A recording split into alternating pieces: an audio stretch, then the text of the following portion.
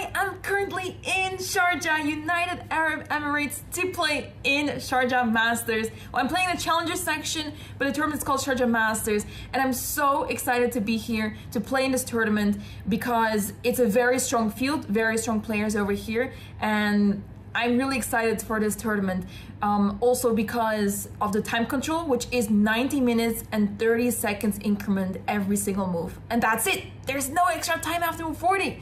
So yeah, that's gonna make the game super exciting. And yeah, I'm looking forward to the rest of the event already. But first, round one. In round one, I faced Vladimir Burmakin, who was a Grandmaster, rated 2480.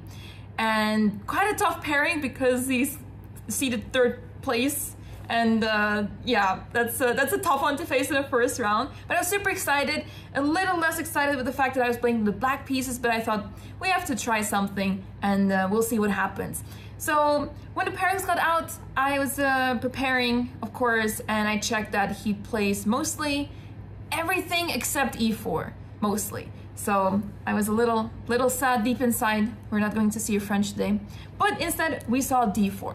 I played knight f6, knight f3. I went for d5, c4, c6. And here my opponent went for knight c3. I did not expect this move. I was really certain my opponent would go for e3. And yeah, that leads to slightly different positions where I can get the bishop out, and that's what I had prepared for. But after knight c3, if you then move the bishop out, you then run into issues with queen b3 and so on. So then I thought, oh, yeah, I'm not sure what to think of this, and I'm not entirely ready to face this because there's so much theory happening after, let's say, e6, e3, knight bd7, bishop d3, and I know a lot of different moves, but I can't really put together what I want to play right now. And that's why I went for bishop d6, which turns out to be not a great move. It's a very sort of normal move. You develop the piece, and what is the problem? But the problem is long term. Instead, what is the main move here is to take on c4, bishop takes c4, and then with b5, bishop goes, let's say, back to e2 or d3. And this is the main line in this opening.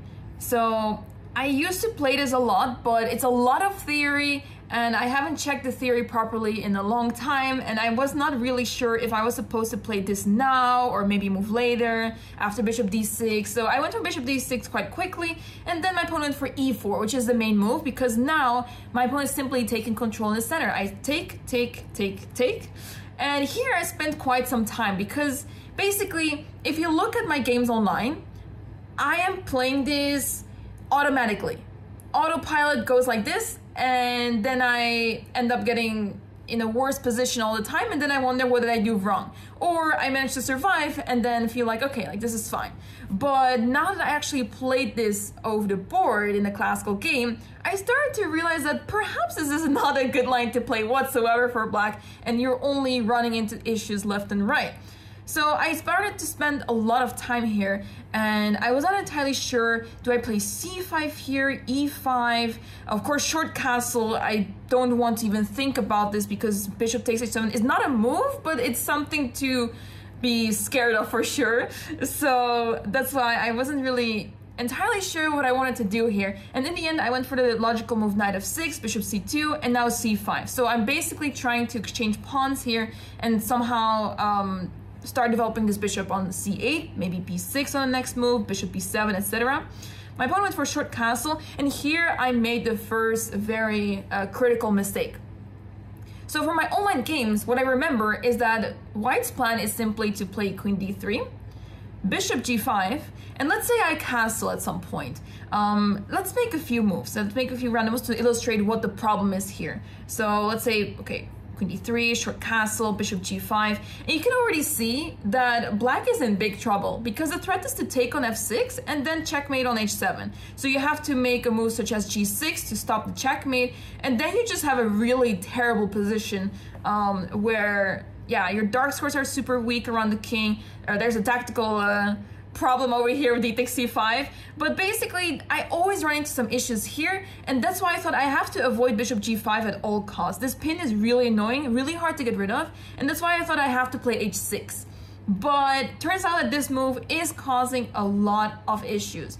And the biggest reason is bishop a4 check.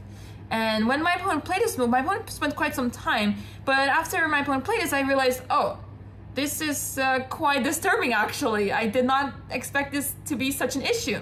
So I also spent quite some time here. I played bishop d7. And yeah, I calculated everything, but I couldn't really see a better move than bishop d7. I could have played king e7, but accepting the fact that you're making such a move and not castling, it's sort of accepting defeat, right? So I played bishop d7, d takes c5, I take back, of course, knight e5, bishop takes. So the thing is that my king can't move. The bishop is attacked 3 times. So the question is, do I take on a4? Do I make any other move? But queen c7, then I face bishop f4 perhaps. And there's a lot of issues basically happening over here. So I thought I had to take. And here I went for king e7, which is another mistake, as you can see. Turns out that king f8 was slightly more precise, but I guess at this point it doesn't matter as much anymore. My position is simply so bad already. I can't castle. This knight is super strong on e5. My opponent is slowly going to outplay me here very easily, with rook d1 coming in by tempo. My queen has to move, and my rooks are not connected at all, which is going to cause long-term issues. And you can see this pawn on f7 already being very sad because it's a huge target and really difficult to defend in the long run. So I knew, I was realizing all the issues, but I couldn't quite figure out which move to make because, yeah, I see my opponent's move, but not mine. So I went for king e7 instead. And my opponent for rook d1, I moved queen e8 because I don't know what else to do with my queen, queen b3. My opponent was playing very accurate, annoying moves because queen b3 is not only threatening to take that pawn, of course, but also prepares the queen to go to f3 and then prepares some rook d7 shenanigans. So here I go back with the queen because if I play b6, then queen f3 and this square c6 is super weak and very unpleasant for black over here. So I play queen c8, now bishop f4, and I simply don't have a normal move. The best moves here are to push this pawn. And if you don't have any developing move other than a5, that means your position is really bad. Because basically if I play rook d8, I'm losing a pawn for sure. Rook takes d8. If king takes, I lose f7. If queen takes, I lose b7. So yeah, I guess pick your poison. But I picked b6 because I thought, okay, at least I tried to make progress, because if I play b6, maybe I can play queen b7. But of course, my opponent said, no, that's not happening. Queen f3. So I played king f8 because I just didn't see any other move. Knight c6 is always an issue, so there's no rook d8, of course. And I need to get the rook out somehow, but it's not quite happening. So king f8, rook d3. I retreat my bishop. This is possibly the saddest way to deal with the position, but I didn't see anything better because I want to play g5, king g7, but if I play g5, let's say here, then basically bishop takes g5 and I lose pretty much on the spot.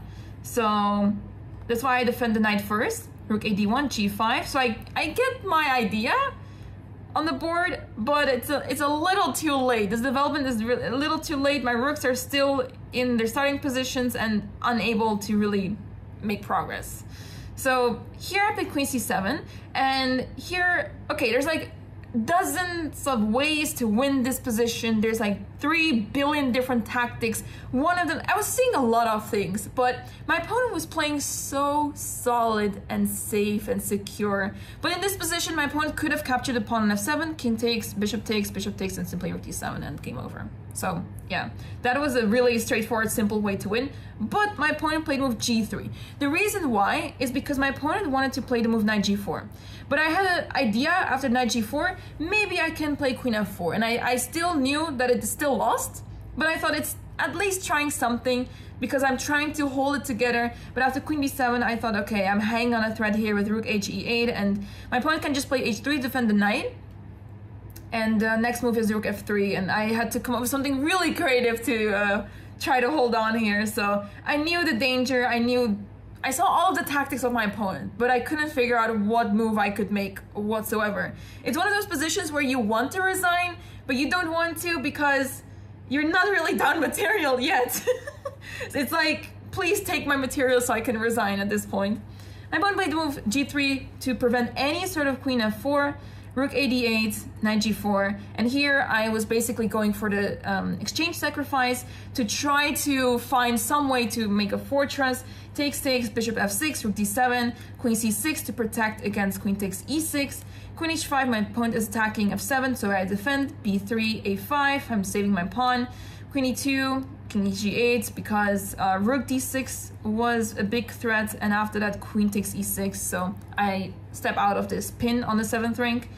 Rook 1 d6, my queen leaves, queen f3, bishop g7. These couple of moves were also played so quickly because at this point I was already down to 1 minute on the clock, but there was not much to fight for anymore. Rook c6, queen b4, rook c7, bishop e5.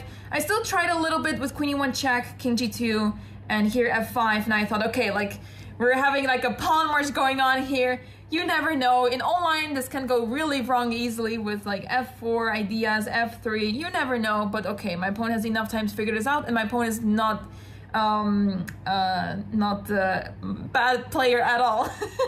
So queen e3, queen a1, and after queen takes b6, I resigned here because I thought, okay, now it's completely over. Even though I really want to play f4, f3, I'm not in time because my opponent is picking up the pawn on e6 and checkmating me very soon. So that was a bit of a sad game. It basically fell apart right out of the opening, and I couldn't really do much about this. But yeah, it was still pretty nice to be able to hold on for so long and try something. It really felt like the excitement started happening as soon as I entered time to scramble situation. So yeah, it was a bit of a sad game, but it's another reminder that I need to take a look at this opening, try to figure out what to do, because yeah, my opening repertoire is just hanging on a thread over here. And I tried to experiment with new lines here and there, but here I was caught off guard a little bit, started to mix up some lines in my head or something, and I thought I was doing the right thing, but turns out it was completely not right at all. So, lesson learned. I have to either learn theory or play a completely different line altogether and still learn theory, but there are also like side lines that are not that bad, but this line is specifically bad, so if you also play this, please stop playing this because it's not good at all. This is basically allowing your opponent to have a really nice game, really simple one as well. So yeah, tough first game, a little sad to lose like this, but I guess I was also really tired from traveling still. It was a really long and tiring trip. I arrived yesterday night, so yeah, that was, I could not rest properly, but now I feel rested, now I feel good, so I'm ready for tomorrow's game, super excited. I'm trying to host a stream of my games. It's a little bit difficult with the internet connection here. There's not really stable internet over here, so I'm hoping for the best, but if I'm able to set up a stream, make sure to check it out on my Twitch channel, because on YouTube I'm not really able to do so just yet, but stay tuned for that. Thank you so much for watching, everyone, and I hope to see you in the next video.